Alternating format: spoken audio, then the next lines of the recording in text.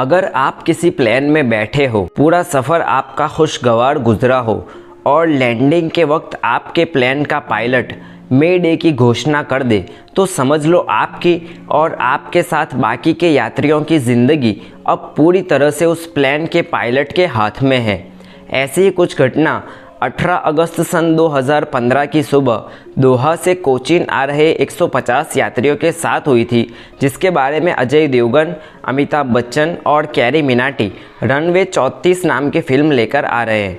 तो आज के इस वीडियो में हम लोग जानेंगे कि आखिर क्या हुआ था उस प्लेन में बैठे उन यात्रियों के साथ। तो वीडियो को अंत तक ज़रूर देखना और पसंद आए तो लाइक करने के साथ साथ चैनल को सब्सक्राइब भी ज़रूर करना। 18 अगस्त 2015 की उस डरावनी सुबह जेट एयरवेज़ के उन दो पायलट जो फ़्लाइट नंबर 9W555 उड़ा रहे थे, उनकी ज़िंदगी का सबसे कठिन इम्तिहान का दिन था। कतार के कैपिटल दोहा से कोची के लिए निकली फ़्लाइट सुबह 5:45 बजे जब कोची के रनवे पर लैंड करने जा रही थी, तब घने कोहरे की वजह से पायलट को रनवे पर कुछ भी नहीं दिखाई दे रहा था। घने कोहरे का एक कारण अगली रात हुई तेज़ बारिश ही थी। जब फ्लाइट को कोची के एयरपोर्ट के रनवे पर लैंड करने में पायलट असफल रहा, तो उसने अपनी फ़्लाइट का रूट डाइवर्ट करके त्रिवेंद्रम एयरपोर्ट पर ले लिया। पर यहाँ भी परिस्थिति कुछ वैसी ही थी। यहाँ भी प्लेन को लैंड करने के लिए ज़रूरी विजिबिलिटी नहीं थी। त्रिवेंद्रम एयरपोर्ट पर भी सेम कंडीशन होने के बावजूद पायलट ने यहाँ पर प्लेन को लैंड करने का फैसला कर लिया। वैसे भी दूसरा कोई ऑप्शन नहीं था। पायलट ने 3 बार त्रिवेंद्रम एयरपोर्ट के रनवे 14 पर लैंड करने की कोशिश की, पर हर बार पुअर विजिबिलिटी की वजह से असफल रहा। इतने असफल प्रयास करने के बाद अब प्लेन में सिर्फ 250 किलोग्राम ईंधन बचा हुआ था, जबकि नियम के मुताबिक लैंड करने के बाद भी प्लेन में 1500 किलोग्राम ईंधन बाकी रहना चाहिए। अब अगर ये 250 किलोग्राम ईंधन भी लैंड करने से पहले ख़त्म हो जाता तो प्लेन वहीं पर क्रैश हो जाता।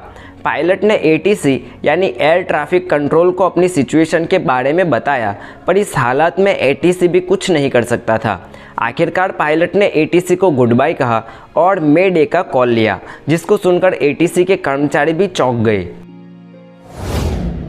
अब यहाँ पर आपको मैं मे डे के बारे में एक छोटी सी जानकारी देता हूँ। अगर कोई प्लेन का पायलट अपनी फ़्लाइट के लिए मे डे का कॉल लेता है, तो इसके बाद पायलट का ATC से हर किस्म का कनेक्शन टूट जाता है और ATC पायलट की और कोई भी मदद नहीं कर सकती और फ़्लाइट को लैंड कराने की सारी जिम्मेदारी सिर्फ पायलट और को पायलट की रह जाती है। ऐसी कंडीशन में पायलट को अपनी सूझबूझ से काम लेकर अपनी फ़्लाइट को लैंड कराना होता है। मे डे एक टाइप का इमरजेंसी कॉल है जो ज़्यादातर पायलट तभी लेते हैं जब उनके पास कोई आखिरी रास्ता बचा नहीं होता। मे डे का कॉल लेने के बाद फ़्लाइट के साथ कोई भी दुर्घटना हो सकती है और उसका जिम्मेदार सिर्फ और सिर्फ पायलट ही रह जाता है।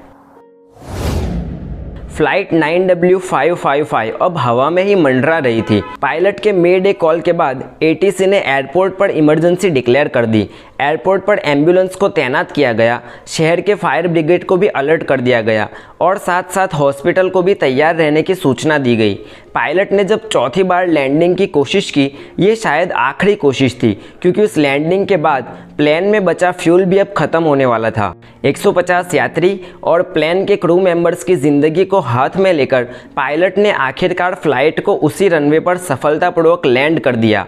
कोई जानहानि नहीं हुई।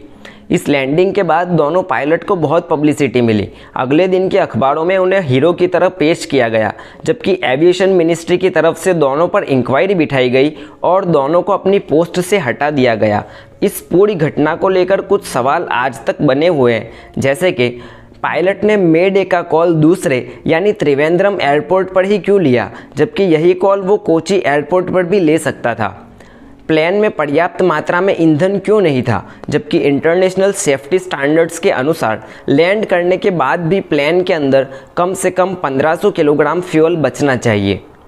पायलट ने अपनी रेडियो बातचीत के दौरान ATC को गुड बाय क्यों कहा, जबकि बाकी के पायलट अपनी बातचीत को ख़त्म करते वक्त गुड डे कहते हैं। अब ये सारे सवालों के जवाब तो हमें शायद फिल्म देखने के बाद ही पता चले, पर फिल्म का ट्रेलर देखने से पता तो चलता है कि इस तरह की शायद पहली फिल्म हमें बॉलीवुड में देखने को मिलेगी।